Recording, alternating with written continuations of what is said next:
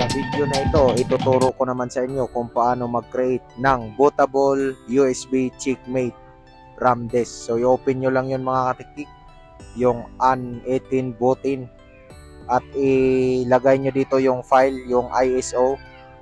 Yan, hanapin natin dito kung saan nakalocate. So kailangan nyo ma-download yung file na yan mga katiktik para ma-create nyo. So locate nyo lang yung file. Yan, ito yon mga katiktik, yan, found DFU. Yan. Pag naka-select na natin yung file, i-okay lang natin. Siyempre, i-check muna natin kung nasa tamang USB ba tayo. So, kailangan natin ng USB at least 4 gig. Pero ang gamit ko dyan mga katitik 16. Pero kahit 4 gig kasi maliit lang naman yung file niya. So, yun lang ang gagamitin natin. So, kahit 4 gig, pwede na po yung gawin natin. So, pag napili na natin, na-check na natin na okay na po, nasa USB na po tayo, tama na yung settings, i-okay lang po natin.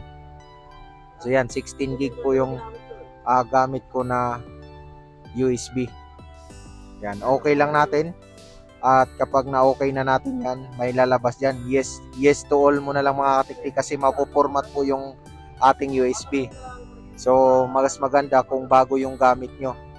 At hintayin na lang natin yung ma-process yan. May kulay green po dyan mga katiktik na lalabas yan hanggang sa dulo. At pagkatapos ng may ano yan mga katiktik, ma-create yung bootable USB natin, pwede na natin yung gamitin para mailagay ang ating mga iPhone devices sa DFU mode o found DFU mode. Yun kasi ang mahirap mga katiktik kapag doon sa isa may error. So para maiwasan yung error, gagawa tayo ng bootable boot USB Checkmate RAM disk. So ito po yon. So kung gusto nyo ang file na ito, i-message nyo lang ako sa TikTok page para maibigay ko yung link at ma-download nyo din mga katiktik. Yan mga katiktik, malapit na matapos. So pag natapos nyo, may mabasa kayo dyan. Yan, i-exit nyo na lang mga katiktik. At pwede na natin gamitin to para ma-boot natin sa found DFU mode ang ating iPhone.